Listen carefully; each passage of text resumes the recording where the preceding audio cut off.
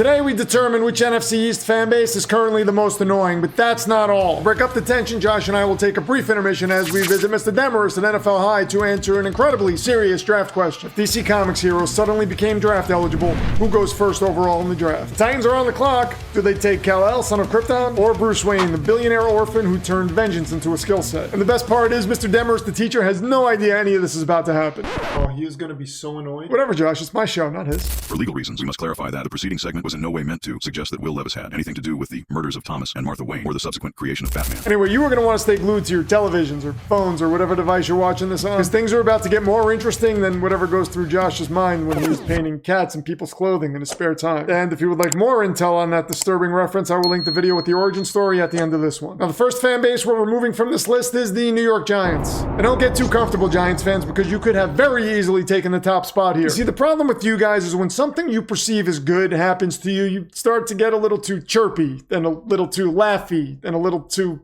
annoyingly. That's not the correct use of the word. Would you just please, Josh? Now, lucky for you, I think I figured out your problem, Giants fans, and I am going to let you in on it so maybe you could fix what ails you. You support a team that did something that no one in NFL history has done, and no one can or ever will do again. You beat the Dynasty Patriots.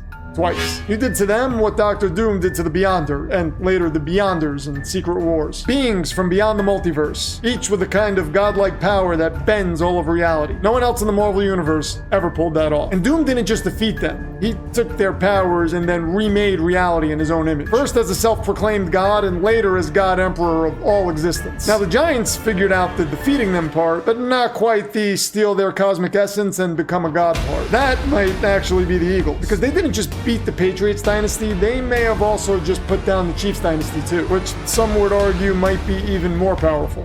Maybe Howie Roseman is Dr. Doom. Josh, I don't think you've ever said anything more accurate in the entire time I've known you.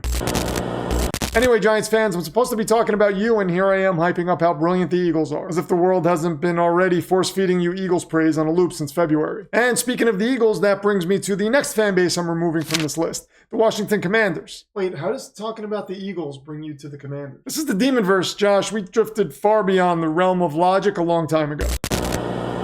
Now, when I think about you, Commanders fans, I can't help but think about little Andy Barclay from the first Child's Play movie. That poor little bastard went through with psychological torture. Imagine wanting a toy so badly that you don't just watch the cartoon, you eat the cereal. You dress like the actual character day and night, and you're discouraged because you know your mom is too broke to buy it for you. But one day, she surprises you with that toy. You are beside yourself with joy, until the toy comes to life and tries to murder you. And not just in one movie, but also the sequel. That sounds horrible. And it was horrible, Josh. It was enough to make any kid never trust another toy again. And that is exactly the vibe I get when I talk to you Commanders fans. It seems no one can congratulate you for suddenly stumbling into Jaden Daniels, a quarterback who from the looks of it could be in the top 5 conversation soon. Maybe top 3, maybe best overall. Because it seems like every time we mention how lucky you are, you look at us with a fear that only the devil or God Emperor Doom could instill in someone and whisper, Robert Griffin III. Football leaves scars. And sometimes those scars don't fully heal. Even when you have that healing bomb that Katniss used to fix her burns in the Hunger Games. So the healing bomb is Jaden Daniels? And Katniss is the Commanders. Then who's President Snow? Easy, Dan Schneider. Oh, I should have seen that. Anyway, it is time to check in with Mr. Demonverse at NFL High and surprise the hell out of that guy. Beam us up, Josh. I thought you hated Star Trek. Would you just cut to NFL High, please?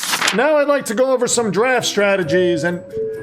the creator says forget all that. Instead, he'd like to know which DC Comics superhero Tennessee would take first overall, Batman or Superman. Wait a second, are they draft eligible now? We want to move up, what's it going to take? Malik Neighbors and $1 trillion. Done. New York, that trade would never be approved for a variety of reasons. In Tennessee, this was a hypothetical question. DC Comics characters are not draft eligible. So then I can't take Flash number 2 overall then. Why the would you take the Flash when Batman and Superman is still on the board? He's the fastest man alive. Okay, Cleveland, Superman is stronger, he can fly, and he has tied or beaten the Flash in multiple races, and Batman has literally manipulated the Speed Force. Can we stop helping Cleveland, please? If they want to let Batman or Superman fall to us, just let them do it. And let you waste one of them like you wasted Saquon Barkley? Yeah, not on my watch. Can you even tell time? Of course I can tell time. When it's not digital.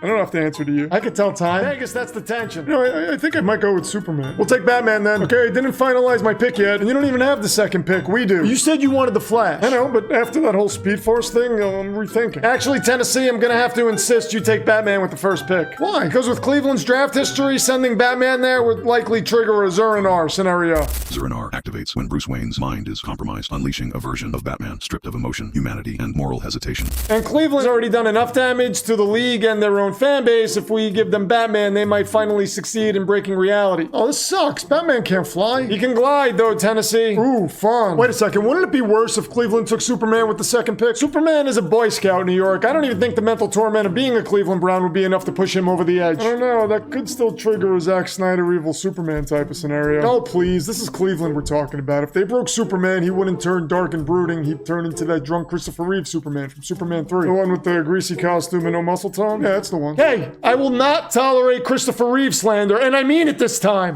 Gotta be the first time anyone's ever put those words together, but I could be wrong. Anyway, if it's me, I'm taking Batman first overall. Contingency plan factor. He's got an answer for everyone. But I also get why someone might go with the Cam Newton appeal of Superman. Am I right, Josh? I think the better question is, how did Cam Newton go from being Superman to like one chemical bath away from becoming the Joker? It's such a bizarre shift in style.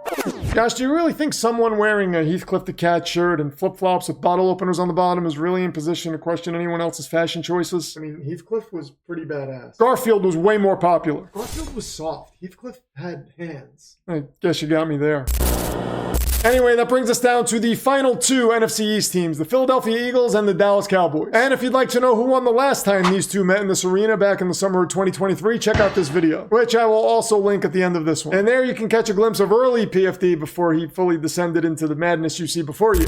Now, Cowboys fans. For some reason, when people see that blue star logo of yours, it triggers the same feeling you get when you see one of those Blair Witch twig bindings hanging from a tree in the woods. That deep instinctive sense that something unpleasant is nearby and you should probably run. But you don't, because now you hear your friend screaming in the distance as someone else is just standing in the corner facing the wall because they can't bear to watch what's happening on the football field. But I will say this about you, it's almost like you gained some self-awareness. Like you realized how you used to be and grew. And now you've become way more tolerable than maybe you've ever been. Either that or you're just showing us a version of yourself that doesn't actually exist. Lulling everyone into a false sense of ease before you unleash a blood-curdling, "We still them boys." And I fear that might happen if you tank the right way and somehow land Arch Manning in the 2026 draft. May God help us all. And as for you, Eagles fans, I already know what you're going to say. No one likes us. We don't care. Which, by the way, is the ultimate tell that you actually do care, and probably a disturbing amount. I mean, if you really didn't care, you wouldn't wear shirts that said you didn't care. You'd just walk around with a cocky smirk on your face like vintage Roddy Piper and mock us all with your words. And honestly, with the way Howie built this team, a better line for you might be, just when they think they've got the answers, I change the questions. But no.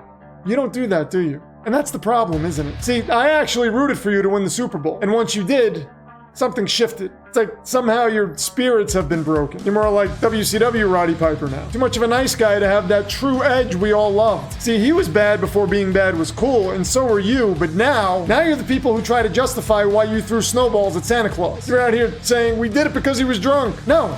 I don't want that version of Philly. What I want is, of course we threw snowballs at Santa Claus because f*** Santa Claus. That's the Philly I love. That's the Philly we need. And right now, it's nowhere to be found. And until you get your spunk back and start owning your chaos again, I hereby declare you the most annoying fan base in the NFC East. Josh, get me a goddamn kombucha.